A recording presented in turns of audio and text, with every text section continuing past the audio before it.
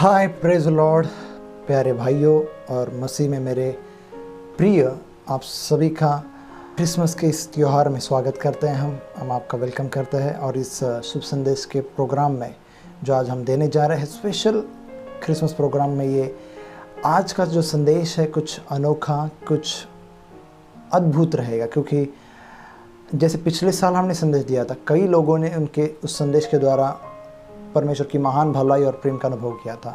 सो मेरा मानना है कि ये साल भी ये संदेश आपके लाइफ को हमेशा के लिए बदल देगा, क्योंकि इसने मेरा जीवन बदला है। और ख़ास करके आज जो प्रभु यीशु मसीह का जन्म क्यों हुआ है, कई लोग क्रिसमस मनाते, कई नाचते गाते, ये करते वही करते, और ठीक है एक दिन के लिए करते, लेकिन वो दूसरे दिन फिर उदास, निराश और मायूस रहते। तो उस मायूसी को नकारने के लिए और अपनी खुशी को हमेशा पूरे साल भर अगले क्रिसमस तक बरकरार रखने के लिए, या तो क्या जीवन भर के लिए बरकरार रखने के लिए ये संदेश आपको काम आएगा। सो आइए एक प्रार्थना करते हैं, इसके बाद हम सीधा वचनों में जाएंगे।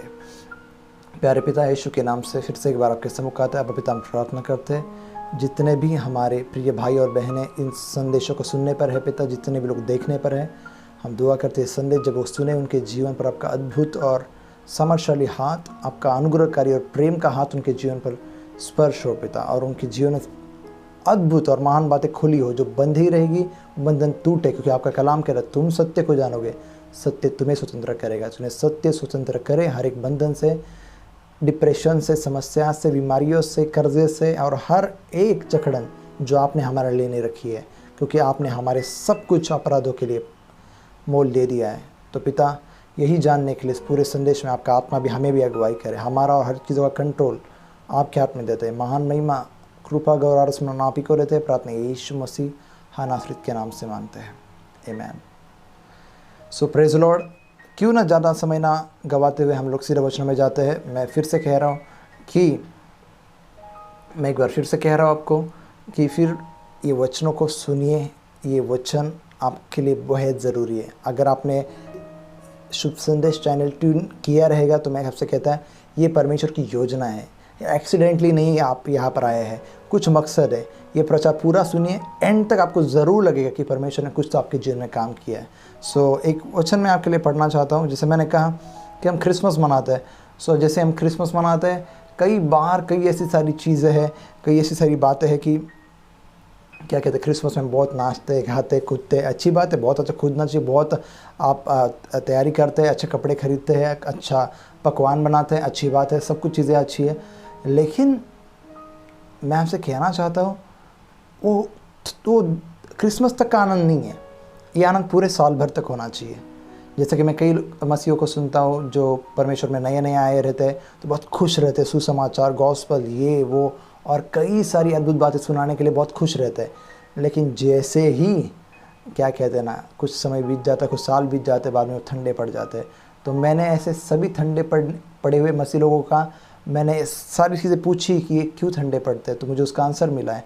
सो आज का प्रचार मैंने कहा ना कि मैं घंटों घंटे प्रार्थना करने वाला, बाइबल पढ़ने वाला व्यक्ति पहले से रहा हूँ, लेकिन क्या हुआ कुछ सालों के अंदर जिसने मुझे परमेश्वर के ग्रेस के ऊपर बहुत केंद्रित कर दिया। सो आइए जो आपको सेट फ्री करेगा उसके बारे में आज हम जानते हैं।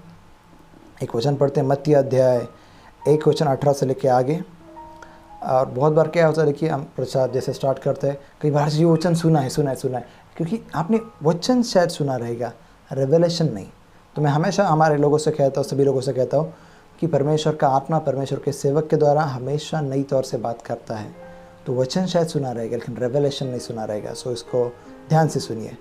यीशु मसीह का जन्म इस प्रकार से हुआ कि जब उसकी माता मरियम की मंगनी यूसुफ के साथ हो गई, तो उनके इकट्ठा होने से पहले ही पवित्र आत्मा की ओर से वह गर्भवती पाई गई। अंत उसके पति यूसुफ ने, जो धर्मी था और उसे बदनाम करना न चाहता था, उसे चुपके से त्याग देने का विचार किया। जब वह इन बातों के सोच ही में था, तो प्रभु का स्वर्गदूत उसे स्वप्न में दिखाई देकर कहने लगा, है यूसुफ, आपने यहाँ ले आने से मत डर, क्योंकि जो उसके गर्भ में है वह पवित्र आत्मा की ओर से है। वह पुत्र जनेगी और तू उसका नाम यीशु रखना, क्योंकि वह अपने लोगों का उनके पापों से क्या करेगा, उद्धार करेगा। यह सब इसलिए हुआ कि जो वचन प्रभु ने भविष्यवक्ता के द्वारा यह लिखा था वो पूरा हो। देखो, एक कुंवारी गर्भवती होगी और एक पुत्र जनेगी और उसका नाम इम्मानुएल रखा जाएगा, जिसका अर्थ है परमेश्वर हमारे साथ। तब यूसुफ नींद से जागकर, अभी आगे बहुत कुछ है, जैसे यीशु मसीह का जन्म हुआ। यहाँ पर कुछ बातें जो बहुत अच्छी बातें हैं। देखिए, हम कई बार सोचते क्रिसमस यानी कि हाँ यीशु मसीह ये वो, फिर यीशु मसीह अब अच्छा परमेश्वर ये परमेश्वर, और फिर हमारी प्रार्थना, और फिर हमारा बाइबल रीडिंग, फिर हमारे उपवास प्रार्थना, फिर हमारा ये, फिर हमारा वो, फिर और ये करते करते हम इतने तंग हो जाते बाद में हम बाइबल पढ़ने में इंटरेस्टेड नहीं रहते। क्या आप है ऐसे? तो ये प्रचार आपके लिए। प्रार्थना करने में इंटरेस्टेड नहीं रहते तो आप है ऐसे? अगर इंटरेस्ट नहीं है आपको प्रार्थना करने में तो ये प्रचार आपके लिए है। क्यों मालूम है क्या? मैं आपसे कहना चाहता हूँ, क्योंकि आज का जो प्रचार का शीर्षक है हमने वो बोलना ही भूल गया है। शुरुआत में हमने बोलना चाहिए था आज के प्रचार का शीर्षक कि दोष मुक्त जीवन। क्यों यीशु मसीह इस पृथ्वी पर आए, ये आज इस प्रचार आपको बताने वाला है। क्योंकि ये प्रचार आपने कई बार सुना रहेगा, लेकिन ये प्रचार अद्भुत है, अलग रहेगा। याद रखिए मेरा बात, क्योंकि ये परमेश्वर की ओर से है। बाइबल कहता है कि यीशु मसीह क्यों आए? कि अपने लोगों का पापों से उद्धार कराए। उद्धार का मतलब मालूम है? सुरक्षा, या तो कह सकते हैं मुक्ति, या तो क्या कहते हैं छुटकारा। तो ऐसी बातों करने के लिए क्या किया गया? अभी देखिए, जब बाइबल कहती है कि व्यवस्था में लोगों से जितना कहा गया ये मत करो वो मत करो और अपने संपूर्ण हृदय से परमेश्वर से प्रेम करो, ये करो वो करो, फिर भी बाइबल कहता है कि परमेश्वर में एक भी व्यक्ति कोई भी परमेश्वर खोजी नहीं था, कोई खोजी नहीं हुआ। क्यों? व्यवस्था तो पूरी धर्मी है। मैं व्यवस्था के बारे में बात नहीं कर रहा हूँ, लेकिन मैं आगे आगे बताऊँगा, इसके लिए ध्यान से सुनिए। व्यवस्था के बारे में बात नहीं कर रहा हूँ, चीज़ों के बारे में बात नहीं कर रहा हूँ। मैं कह रहा हूँ व्यवस्था ने पूरा कहा ये करो ये करो ये करो ये करो, और बाइबल कहता है जो लोग कहते कि हम करेंगे वो सब भाग गए। बाइबल कहता है एक भी मेरा खोजी नहीं, एक भी नहीं, कोई भी अच्छा नहीं, एक भी अच्छा नहीं, ऐसा बाइबल कहता है। क्योंकि और ये क्या हो गया? फिर परमेश्वर के अलग हो गए। फिर परमेश्वर देखो पापी व्यक्ति के साथ नहीं रह सकता। अगर किसी ने पाप किया, और ये पाप कहाँ से आया? आदम के टाइम से आया।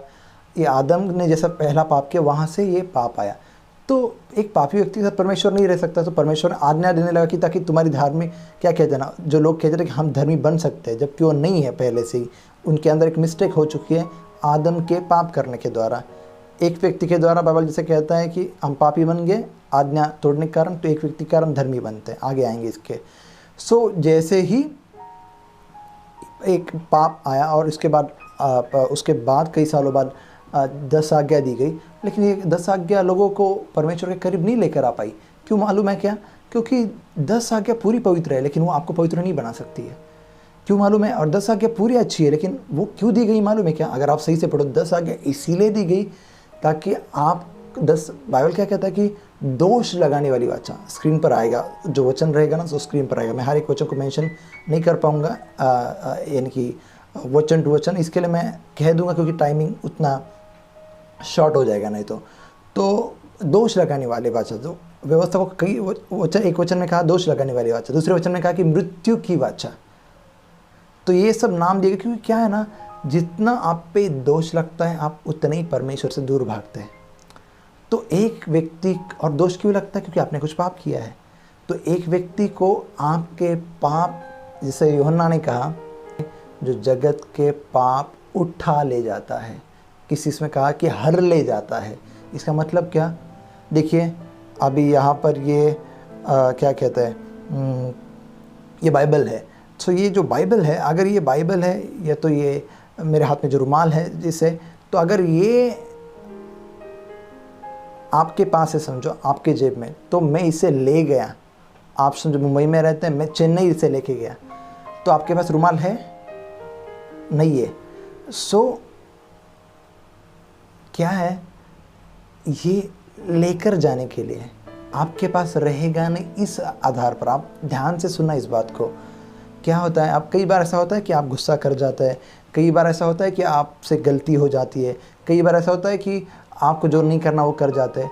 देखो कई बार हम बहुत धर्मी बनते हैं कि नहीं हम ये भी कर रहे हैं, हम ये भी कर रहे हैं, हम सब हम अच्छा प्रार्थना करते हैं, हम अच्छा जीवन बिताते हैं, हम किसी को कुछ नहीं बोलते, सब सही है, सब सही है, वो सब सही रहता है। लेकिन जिस दिन गलती होती है ना, उस दिन ये गलत हो गया, फिर ये गलत हो गया। अगर आप उसमें से हो तो ये प्रचार आपके लिए है कि देखिए, कई बार हमें दोष लगता है ये गलत है, ये गलत है, ये गलत है, और दोष लगाने वाली वाचा क्या करते हैं, हमें परमेश्वर से अलग करते हुए दोष लग रहा है, हम परमेश्वर के सामने नहीं जा सकते। इसलिए बाइबल में कहा गया कि अब तुम वैसे नहीं है जैसे पहले है जो पुरानी वाचा में थे, लेकिन नई वाचा में ऐसा तुमको धाड़स मिलता है कि परमेश्वर के सामने तुम पेश हो सको। हर स्क्रीन पर वचन आएंगे, मैंने कहा कि मैं शायद उसको एक एक मेंशन ना करूं, लेकिन स्क्रीन पर आते रहेंगे। तो ये अभी वैसा नहीं, हमें हियाव होता है परमेश्वर के सामने। पहला दोष लगता तो हियाव नहीं है, लेकिन नए नियम में परमेश्वर ने क्या काम किया, जब ये हमें मालूम पड़ता है हम परमेश्वर के और करीब जाते हैं। व्यवस्था में एक भी परमेश्वर खोजी नहीं, लेकिन अनुग्रह में जब यीशु पापियों के करीब जाता है तो सब परमेश्वर के खोजी बन जाते हैं। और कई लोग कहते हैं पाप तब तक ठीक है जब तक हम पहले जो किए होते हैं ना उसके बाद नहीं। ओके, क्या आप में से कौन लोग हैं जो उसके बाद कुछ, अभी पाप का मतलब ये नहीं कि मैं कह रहा हूँ कि यही पाप या वही पाप या गलत या ऊपर या छोटे या बड़े, पाप है, आप उसकी कम ज़्यादा में गिनती नहीं कर सकते, जबकि हो सकती है, लेकिन फिर भी पाप है। तो इसके लिए जब शास्त्री फरीसी लोग कहते थे कि नहीं हम पूरे धर्मी है, हमारे अंदर कोई ये नहीं है, तो परमेश्वर ने कहता था। अभी देखिए बाइबल में बहुत सारी चीज़ें कही, अभी मैं जब ऐसे सिखाता हूँ ना, बहुत लोग कहते हैं नहीं पास्टर आनंद बाइबल में ऐसा कहा गया ना, बाइबल में ऐसा कहा गया है। बाइबल में बहुत सारी चीज़ें कही गई है। बाइबल में कहा गया है जब तुम्हारी आँख अगर पाप करने से मजबूर तो निकाल डाले, तो आप निकालते आँख? अगर तुम्हारा हाथ निकाल ताकि तुम नर्क में ना जाओ उस गलती के साथ या उस आँख के साथ, उस हाथ के साथ जो पाप करने वाला है, तो आप क्या ऐसा करते हैं? क्या आप ऐसा करते हैं? नहीं करते आप। क्यों मालूम है? क्योंकि अगर हर वचन लिखा है करके ऐसा किया जाए, लेकिन क्यों लिखा है, किसके लिए लिखा गया, किस आधार पर लिखा गया है? वो शास्त्री फरीसियों के लिए लिखा गया जो कहते थे कि उनके अंदर कोई पाप नहीं है, उनके अंदर कोई यह नहीं है, नहीं हम तो पहले से ही ये है, हमारा पिता तो अब्राहम है, हम पापी नहीं है, हम ये। लेकिन यीशु मसीह कहता है उनसे, जो लोग पूरी आज्ञा मानते हैं उनसे कह रहा है कि तुम सत्य को जानोगे, सत्य तुम्हें स्वतंत्र करेगा। इस दुनिया में हर एक पैदा हुआ व्यक्ति, चाहे वो कितना प्रार्थना करने वाला, कुछ भी करने वाला रहे, लेकिन वो हर एक पाप का दोषी है। उसने पाप किया है, वो परमेश्वर की दया से, वो परमेश्वर के अनुग्रह से रहित है, वो परमेश्वर से रहित है। लेकिन जब आप यीशु मसीह को स्वीकार करते हैं तो देखिए, जैसे अभी और एक मैं आपको फ्रीडम आने के लिए मैं कहता हूँ, कई बार ऐसा होता है कि आप किसी पर गुस्सा कर जाते हो, जबकि नहीं करना। आप अच्छे प्रार्थना करने वाले व्यक्ति हो, आप अच्छा बाइबल पढ़ने वाले व्यक्ति हो, लेकिन गुस्सा कर। लेकिन बाइबल इसके बारे में भी कहता है, बाइबल ये नहीं कहता गुस्सा नहीं करो, लेकिन शैतान आता है, नहीं देखो तुमने गुस्सा किया तुम्हारी मम्मी पर, तुम्हारे डैड पर, तुम्हारे वाइफ पर, तुम्हारे पति पर, तुम्हारे बेटों पर, तो और तुम दोष से भर जाते हो और तुम कहते ये नहीं, और तुम पर से दूर भागते हो। लेकिन क्या बाइबल ऐसा कहता है? नहीं। तुम्हारे पापों के लिए किसी ने जुर्माना भरा है और तुम सिनलेस या पापलेस हो ही नहीं सकते। अभी मैं पाप उस तरीके की बात नहीं कर रहा कि और पाप करने के बारे में, क्योंकि ऐसे ही लोग पौलुस को भी सताते थे। जब पौलुस ने कहा कि उन पर कोई दंड की आज्ञा नहीं और कई सारे वचन कहते, लोग कहते कि तो क्या करें, हम और पाप करें? जब पाप के लिए मर चुके हो तो कैसे पाप कर सकते हो? मसीह कितनी बार मरा? एक ही बार मरा पाप के लिए। तो वो क्या फिर से मर सकता है? अभी नहीं, वो हमेशा के लिए जीवित है। तो क्या तुम फिर से पाप कर सकते हो? नहीं। ये समझने के लिए थोड़ा टाइम जाएगा आपको। तो वैसे ही है कि पाप आप पर अभी राज्य नहीं कर सकता है। जब अनुग्रह दिया जाता है, जब आपके जीवन पर अनुग्रह डाला जाता है, तो नहीं तो मैं भी ये नहीं कह रहा हूँ, जैसे पौलुस के लोग पूछ रहे थे कि हम और पाप करें फिर। नहीं, ये पाप करने का लाइसेंस नहीं है, इसे रॉन्ग मत लीजिए। आप अनुग्रह को समझ ही नहीं सकते। मैंने कई साल बिता दिए इस चीज़ में कि मैं बहुत अच्छी प्रार्थना करता हूँ, मैं बहुत बाइबल पढ़ता हूँ, मैं घंटों 3 घंटे बाइबल पढ़ता हूँ, 3 घंटे प्रार्थना करता हूँ, तो ये इसके लिए मैं धर्मी हूँ। नहीं, हम जो कुछ धर्मी है, हम मसीह में धर्मी हैं, मसीह के किए हुए कार्यों के द्वारा धर्मी है। तो ये हमारी बातें, प्रार्थनाएं, वचनें बाद में आती है, फर्स्ट हम मसीह में धर्मी है। तो जब हम इसको जितना स्ट्रांग बना लेंगे ना, हम बाकी सारी चीज़ें अपने आप, प्रार्थनाएं, वचन, जैसे मैंने पहले ही कहा, और स्ट्रांग होते जाएगा। लेकिन हम क्या करते हैं, प्रार्थना वचन पहला, अभी पवित्रता रखना पर पवित्रता, और फिर इधर आते हैं परमेश्वर के प्रेम पर। उल्टा काम कर रहे हो, ये सब उल्टा काम कर रहे हो। कभी ऐसा देखा है कि घोड़े की पूंछ को क्या रस्सी बांधी जाती है और उसको भगाया जाता है? नहीं, क्या ये बेवकूफ़ी है? ये उसके टांगों पर ऐसा नहीं होता है, पिछले वाले टांगों पर ऐसा नहीं है, उसके क्या कहते हैं ना, नाक में जो डाला जाता है रस्सी और जो कुछ भी है पूरे इसमें, उस हिसाब से ही वो होता है। अगर आप उल्टे चलोगे तो उल्टा ही सब उसका सब ये आएगा, फिर आप प्रार्थना से दूर, वचनों से दूर। अभी मैं कहना क्या चाह रहा हूँ, ध्यान दीजिए, कि जब जब आप परमेश्वर के प्रेम को और अनुग्रह को बिना शर्त का ग्रहण करते हो। बहुत लोग कहते हैं कि मैं ये करूँगा तो धर्मी, मैं ये करूँगा नहीं तो परमेश्वर नाराज़। परमेश्वर आपसे अभी नाराज़ नहीं हो सकते। याद रखिए एक बात, ये पाप करने के लिए लाइसेंस नहीं है, लेकिन परमेश्वर, बाइबल क्या कहता है, उसका भला होना हमें मन फिराव देता है। परमेश्वर का भला होना, अगर वो बदला ले, अगर वो ये करे। मैं ऐसा सोचता था पहले कि ये नहीं है, वो ऐसा है, लेकिन अब मैं अच्छी तरीके से जानता हूँ कि वो अनुग्रह के अलावा कुछ नहीं करता है, वो प्रेम के अलावा और कुछ नहीं करता है, और इसका प्रेम हमें बदलता है। आप चाहे कितने भी गलत व्यक्ति हो, आपने कितने भी गलत काम अभी भी करते रहोगे, शायद हो सकता है कि ये प्रचार सुनने के बाद करने के लिए आपने सोचा रहेगा, या अब भी थोड़ी देर पहले करके आए रहोगे। मैं अभी भी कहता हूँ, परमेश्वर आपसे फिर भी प्यार करता है, और यही प्यार आपको एक दिन बदलेगा। मुझे बताइए, पौलुस को किसने बदला? क्या परमेश्वर के दंड ने? नहीं, परमेश्वर के प्यार ने बदला।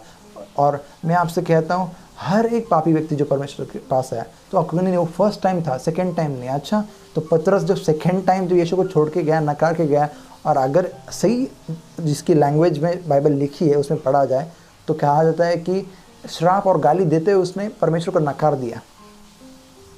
तो परमेश्वर फिर भी उसके पास, जब जिंदा हुआ, परमेश्वर फिर उसके पास गया उसको पूछने के लिए, हे बच्चों, क्या मच्छी मिली?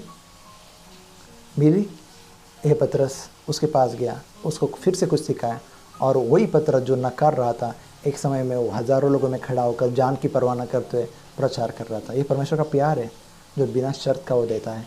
तो वैसे ही जैसे यूहन्ना ने कहा, वो जगत के पाप उठा लिए जाता है। अभी आपकी लाइफ आपको कैसे जीना है मालूम है? मैं आज से अच्छा आपको एक बेस्ट क्रिसमस गिफ्ट दे रहा हूँ, आपको एडवाइस दे रहा हूँ आपको। जब भी आप रास्ते में चलते हो, वो भी कुछ काम करते हो, खुद को ऐसा देखो कि परमेश्वर आप में कोई पाप नहीं देखते, और फिर जीवन दियो। देखो पाप की सामर्थ्य टूट जाएगी। लेकिन जैसे आप करने की कोशिश करोगे, मैं क्या कर सकता हूँ, मैं क्या, तो ये यीशु मसीह क्यों आए थे? आप इसको सही से समझना पड़ेगा, नहीं तो आप गलती कर बैठोगे। मैं इसके द्वारा पाप का, मैं फिर से कर देता, पौलुस अनुग्रह का प्रचार कर रहा हूँ, वो पाप का ये नहीं कर रहा था। आप अनुग्रह को समझ ही नहीं सकते आज तक, जब तक आपके ऊपर हमेशा दोष नहीं लगेगा कि आप ये देख रहे हो, ये गलत हो। आपको क्या लगता है आप सही से सब सही कर रहे हो? नहीं, परमेश्वर का ग्रेस है कि तुम्हारे कई सारे अपराधों को ढांप देता है वो, कई सारे। इसके लिए तुमको क्या दिया गया? धार्मिकता का वरदान दिया गया है। धार्मिकता कमाना नहीं लिखा है वहाँ पर, वरदान। वरदान का मतलब क्या है? मतलब गिफ्ट, वो गिफ्ट में मिली है। क्योंकि आप कई बार सब जगह सब चीज़ें सही नहीं कर सकते, कई बार गलत होती है। आप कहीं डांट देते हो, कभी गुस्सा होता है। बाइबल कहता है कि अगर तुम क्रोध करो, कर सकते हो, लेकिन सूरज ढलने से पहले। इसका मतलब क्या? मैं तुमको क्रोध के लिए नहीं, ये नहीं कर रहा हूँ, लेकिन हम कभी कभी हो जाते क्रोधित, लेकिन आपको फिर से आपके लाइन पर आना है और ये खुद को बोलना है, नहीं नहीं नहीं, मैं ये नहीं कर सकता। मसीह मुझसे प्रेम करते हैं, परमेश्वर मुझे क्षमा करते हैं, मुझे लोग को क्षमा करना चाहिए। इसके लिए नहीं कि वो आपको मार देंगे, ये तो गलत, क्या कह रहे हैं, गलत इस पर बेस पर आधारित हो जाएगा। आपको क्या करना है कि नहीं, परमेश्वर मुझसे प्यार करते, इसके लिए मैं लोगों को क्षमा करूंगा। जैसे लोग परमेश्वर मुझे क्षमा करते हैं, मैं क्षमा करूँ। जैसे परमेश्वर मुझे प्रेम करते हैं, मैं लोग को प्रेम करूंगा। आप पहला ले लो बिना शर्त का, तभी आप लोग को बिना शर्त का दोगे। इसके लिए आप कई लोग को माफ़, मैं उसको माफ़ नहीं करूँगा क्योंकि उसने मेरे साथ ऐसा किया, क्योंकि आपको नहीं लगता कि परमेश्वर आपको माफ़ कर रहा है, तो इसके लिए आप किसी को माफ़ नहीं करना चाहते। सो मैं आपसे कहना चाहता हूँ कि इस पूरे बाइबल में अगर लिखा गया है, और दूसरा लिखा कि इमैनुअल, यानी परमेश्वर हमारे साथ। पहले परमेश्वर तुम पापी व्यक्ति के साथ रह नहीं सकता है, लेकिन अभी जब यीशु मसीह जन्म लेते हैं और खुद परमेश्वर हमारे साथ में रहने आते हैं, क्योंकि मालूम है उसके लिए एक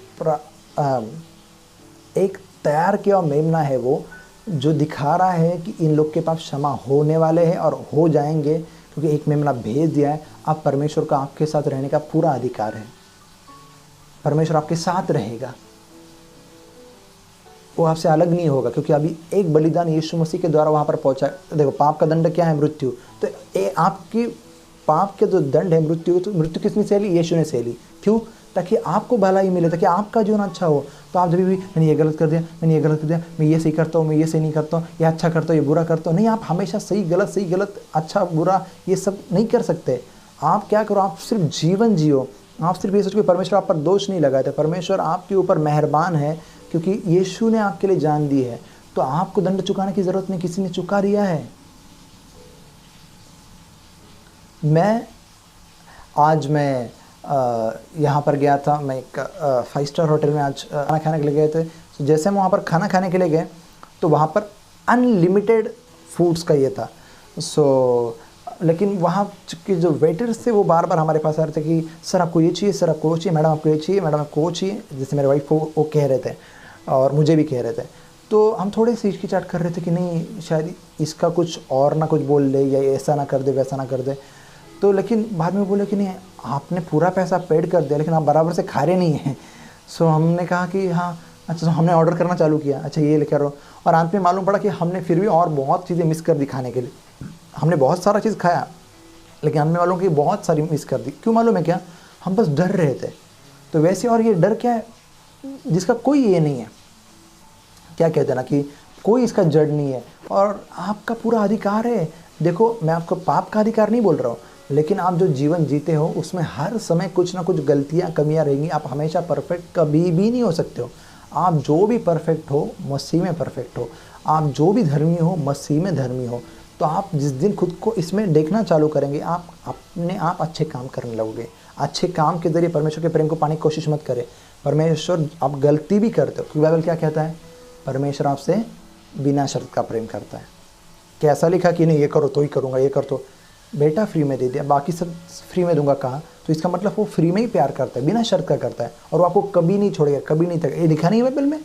नहीं, उनके लिए लिखा है जो नहीं पाप करते। इस दुनिया में ऐसा कौन व्यक्ति जिससे कोई गलती नहीं होती? अच्छा ये नहीं करते तो वो करते रहोगे, वो नहीं करते तो वो कर। तो बाइबल इसलिए यीशु मसीह ने कहा उन लोग के लिए जिनको लगता है हम कुछ नहीं करते हैं। आपको खाली मालूम नहीं पड़ रहा है, आप बहुत कुछ करते हैं। जिस दिन ग्रेस हट जाएगी, व्यवस्था आ जाएगी, आपकी आंखें खुल जाएगी, आपको ये गलत है, ये गलत है। जैसे कि आदम के साथ हुआ, अनुग्रह था, कपड़े तो पहने नहीं थे लेकिन लगता नहीं था कि कपड़े पहने नहीं है, हो मैं तो कपड़े पहने हूँ। लेकिन जैसे ही अनुग्रह हट गया, ओह हमने कपड़े नहीं पहने, हम नंगे हैं। क्यों मालूम है? अनुग्रह की वैल्यू बहुत है। इसके लिए एक उदाहरण दिया गया, एक व्यक्ति आया, मैं उपवास करता हूँ, मैं दशवान देता हूँ, मेरा मैं सब कुछ करता हूँ, वो परमेश्वर, और दूसरा व्यक्ति छाती पर मैं मुझ पापी पर दया कर। इधर यहाँ पर ये नहीं कि कोई पाप कर रहा है कोई सही कर रहा है, उसका बात नहीं। यहाँ पर है स्वधार्मिकता कि मैं स्वयं में धर्मी हूँ, मेरे कारण मुझे स्वर्ग का दरवाज़ा खुला करना है और मैं जाऊँगा वहाँ पर। नहीं, आप अपने कामों के ज़रिए नहीं जा सकते। इसके लिए यीशु मसीह को मरना पड़ा। जैसे मैंने कहा, यूहन्ना ने कहा कि वो तुम्हारे पाप उठा ले जाता है, तो उठा ले जाता है मतलब उधर वहाँ पर नहीं रहेंगे। अगर ये रुमाल मैं आपके यहाँ से उठा लेकर जा रहा हूँ, या आपके सामने जो टीवी का रिमोट पड़ा हुआ है अभी जिस द्वारा आप देख रहे हैं उसको उठा ले जाता हूँ, तो आपके पास नहीं है। तो वैसे ही मसीह के अंदर भी मसीह आपके पाप उठा ले, तो आपके ऊपर पाप नहीं है, आपके ऊपर दोष अपराध नहीं। इसलिए बाइबल कहते हैं आप जो यीशु मसीह में है उन पर कोई दंड की आज्ञा नहीं है। क्यों नहीं समझ रहे हैं आप? शैतान आपको भरमा रहा है, आप भरमाते जा रहे हो। इसलिए कहा गया तुम सत्य को जानोगे, सत्य तुम्हें स्वतंत्र करेगा। भले आप प्रार्थना बहुत करते रहोगे, आप वचन बहुत पढ़ते रहोगे। ये वचन किसको कहा गया था? शास्त्री फरीसी लोग जो बहुत तय की किताब बाय हार्ट कर लेते थे, बहुत तय का सब कुछ उन्हें मालूम था, प्रार्थना घंटों घंटे की, लेकिन वो एक चीज़ नहीं जानते। यीशु ने कहा जाकर ये सीख लो, मैं दया से प्रसन्न होता हूँ, बलिदान से नहीं। तुम पर दया करने से मुझे खुशी आती है। तुम एक बकरा लेकर आते हो, 100 धारा दिया ना बकरा, चलो क्षमा करो। वो फ्री में क्षमा करने के लिए खुश होता है। इसके लिए अगर आप पर दोष लगता है, आप डिप्रेशन के शिकार हो, ये सही नहीं कर रहा हूँ, मुझे ये गलत होगी, शैतान दोष पे दोष लगा रहा है, और यही कारण है कि आप परमेश्वर में नहीं बढ़ पाते हो, तो आपको क्या करना है? परमेश्वर के अनुग्रह में आना है। आप चाहे गलत हो सही जैसे भी हो, यही माइंड में बिठाए कि परमेश्वर आपसे बिना शर्त का प्रेम करता है। परमेश्वर आप में कोई दोष नहीं ढूंढता है, क्योंकि सारे दोष उसने यीशु मसीह पर डाल दिए हैं। तो जब ये आपकी ओर देखता है, वो मसीह में आपकी ओर देखता है। क्योंकि जैसे यीशु मसीह क्या कहते हैं ना, हमारे लिए मारा गया, तो जैसे वो उसने हमारे पापों को ले लिया, तो वो हमारी धार्मिकता भी बन गया। वो हमारे धार्मिकता के लिए जिलाया गया, कि हमें धर्मी घोषित करने के लिए वो क्या किया? जिलाया गया। जिससे क्या हो, अगर वो हमें धर्मी घोषित करता है तो क्या कहते हैं, हमें एक पूरा कॉन्फिडेंस रहेगा, हम परमेश्वर के पास जा सकते हैं। और अगर हम परमेश्वर के पास जाएंगे, हमारी प्रार्थना सुनी जाएंगे, हमारा जीवन अच्छा होगा। क्योंकि हम सभी पापों के बोझ से दबे हुए थे, लेकिन परमेश्वर यीशु मसीह आया और हमारे सारे बोझ वो उठा ले गया। हमारे सारे पापों की सज़ा दंड वो भुगत गया, ताकि हमें अच्छा जीवन। कई लोग कहेंगे ये तो पाप में जीने का लाइसेंस दे रहे हैं आप। नहीं भाई, ये नहीं ऐसा है। अगर ये गलत था तो पौलुस गलत था, फिर अगर ये गलत था तो यीशु गलत था, जो बार बार पतरस को भी ये करने जा रहा था, चेलों को भी समझाने जाता था। जब वो ये करते आपने कहा कि नहीं, पतरस ने 2 ही बार गलती की। जब वो नाव में सोए थे, तूफान आया, वो लोग सब तभी उठाने आए, तभी गलती नहीं की। जब पतरस पानी पे चल रहा था तभी उसने डाउट किया, वो गलती नहीं की। हाँ, गलती की। पतरस ने जब वो शब्द यूज़ किया कि तू मरने मत जा, तभी गलती नहीं की। ये अनकंडीशनल लव परमेश्वर का आपको बदलता है।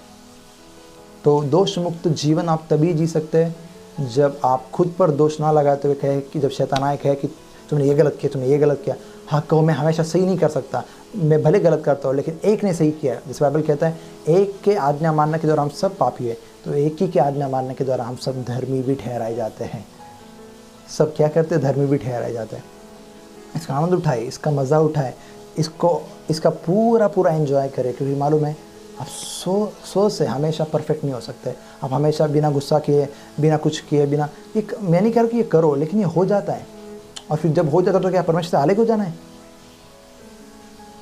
मैंने बहुत कुछ करके देखा है, मैंने घंटों घंटे प्रार्थना की है, मैंने सब कुछ किया है, लेकिन मैंने ये जाना है, अभी भी मैं बहुत प्रार्थना करता हूँ, अभी भी वचन पढ़ता हूँ, लेकिन मैंने ये जाना है ये परमेश्वर के प्यार की वजह से मैं कर पाता हूँ, मेरे स्वयं के कार्य की वजह से नहीं। इसलिए दाऊद भी कहते हैं ना, धन्य है वो व्यक्ति जिसके पाप ढाके गए हैं। वो कौन है? वो हमारे बारे में बात कर रहा है। हमारे पाप ढाके गए यीशु के लहू के अंदर। अगर एक बकरा जूने नियम में देने से वो लोग साल भर खुश रह सकते थे, लेकिन बाइबल कहता है एक ही बलिदान के द्वारा हमें यीशु मसीह के हमेशा के लिए सिद्ध करने, जिनको बनाया जा रहा है सिद्ध बना दिया गया है। एक ही इसके लिए, अभी बार बार बकरा देने की ज़रूरत नहीं है, हमेशा के लिए। आप कहोगे लेकिन फिर तो लोग पाप करते रहेंगे। नहीं, हो सकता है क्या ये चीज़ जानकर आप कुछ देर के लिए पाप कर सकते हो, लेकिन आप परमेश्वर का जो अपार प्रेम अनुभव करोगे, निस्वार्थ का प्रेम, बिना शर्त का, तो आपका जीवन बदल जाएगा। कि जितना आप दोष लगाओगे, व्यवस्था तो दोष लगा रही थी ना, फिर क्यों लोग परमेश्वर के नज़दीक नहीं आए? व्यवस्था तो दोष, उसका नाम लिखा है, स्क्रीन पर आएगा आपको, क्या? दोष लगाने वाली वाचा, मृत्यु की वाचा। अभी आपको कि दोष से मृत्यु का क्या संबंध? देखिए, जब आप पर दोष लगता है तो आप निराश, डिप्रेस ये होता है क्योंकि आपने पाप किया है। फिर जब आप निराश, डिप्रेस रहते हो तो आपको मालूम है, डॉक्टर भी कहते हैं जितना लोग स्ट्रेस लेते हो बीमार गिरते हैं। फिर आप बीमार गिरते हो, और बीमार व्यक्ति ज़्यादा जी नहीं सकता, उसको बहुत बीमारी है तो जल्दी ही मरेगा। तो आप मरते ही हो, आत्मा में भी और शरीर में भी। लेकिन जीवन, बाइबल कहता है यीशु आया जीवन देने और बहुत ताकत का जीवन देने। यानी क्या? वो बिना शर्त का प्रेम देता है, बिना शर्त का धार्मिकता देता है, और ये आपके अंदर जीवन और क्या कहते हैं ना, आपके अंदर खुशी पैदा करती है, और आपका स्ट्रेस भाग जाता है, आपकी चीज़ें, और आप देखते हैं कि मैं भले अपने आप में इम्परफेक्ट हूँ, लेकिन परमेश्वर में परफेक्ट हूँ। पर अपने आप में मैं हमेशा गलती करता हूँ, लेकिन परमेश्वर में मैं होली हूँ। और क्या कहते हैं ना, मैं शायद अपने आप में कुछ नहीं हूँ, मैं अपने आप में वीक हूँ, लेकिन मैं तभी मसीह में बहुत स्ट्रांग हूँ। आपने अपनी वीकनेस मत देखो, मुझसे ये गलती हो रही, मुझसे वो गलती हो रही, नहीं, आपसे होती रहेगी। इसीलिए यीशु ने आपके लिए जान दी है, इसका आनंद उठाए, नहीं तो क्या होगा? व्यर्थ हो जाएगा। जैसे हम वहाँ पर गए, हमने इतना पैसा वहाँ पर पेड किया, लेकिन हम थोड़े से नर्वस हो रहे थे, ये ऐसा है क्या, वैसा है क्या, क्योंकि हम उस होटल में क्या पहली बार गए थे। सो हमें थोड़ा सा तो ये था कि वो होटल कैसा, क्योंकि हम कई होटल में गए हैं, वहाँ का कुछ अलग सिस्टम रहता, वहाँ का अलग सिस्टम था, तो हम सोच रहे थे ये है क्या। लेकिन मालूम है, हम सब चीज़ों का आनंद उठा सकते थे। हम बेवजह ही सोच रहे थे ये कैसा सही रहेगा, ये गलत रहेगा।